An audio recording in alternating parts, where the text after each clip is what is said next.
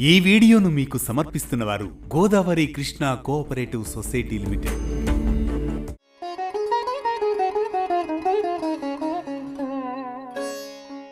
భగవంతుని విగ్రహాలను ఇంట్లో పెట్టుకుంటే పాటించాల్సిన నియమాల గురించి చాలా మందికి తెలియదు. ఎంత పరిమాణంలో ఉన్న విగ్రహాలు పెట్టుకోవాలి, దేంతో తయారు చేసిన విగ్రహాలు పెట్టుకోవాలి, విగ్రహాలు ఉంటే పూజాది కార్యక్రమాలు ఎలా నిర్వహించాలి అనే రకరకాల సందేహాలు ఉంటాయి. అర అడుగు లేదా అంతకన్నా తక్కువ ఎత్తు ఉన్న విగ్రహాలను ఇంట్లో పెట్టుకుని పూజించవచ్చని పండితులు చెబుతున్నారు.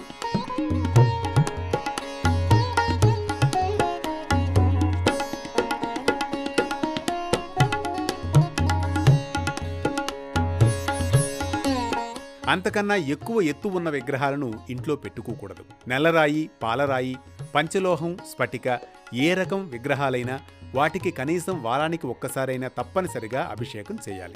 శివలింగం ఉంటే మాత్రం ప్రతిరోజు అభిషేకం చేయాలి. ఏ దేవుడి విగ్రహానికైనా నిత్యం నైవేద్యం పెట్టాలి. ఇందుకోసం మనం రోజు ఇంట్లో వండిన అన్నంలో కొద్దిగా నెయ్యి వేసి కూడా పెట్టవచ్చు. అది కూడా కుదరకపోతే ఏదో ఒక పండును నైవేద్యంగా సమర్పించాలి. అయితే భగవంతుని విగ్రహాలకు అభిషేకం చేయడంలో, నైవేద్యం సమర్పించడంలో ఇబ్బందులు ఉన్నవారు లేదా పూజ అభిషేకం చేయడానికి సమయం లేనివారు ఇళ్లల్లో విగ్రహాలు పెట్టుకోకపోవడమే మంచిదని పండితులు చెబుతున్నారు. మరో భక్తి రాగం, ధర్మ దీపంతో మళ్ళీ కలుద్దాం రేపటి పరమాత్మంతో.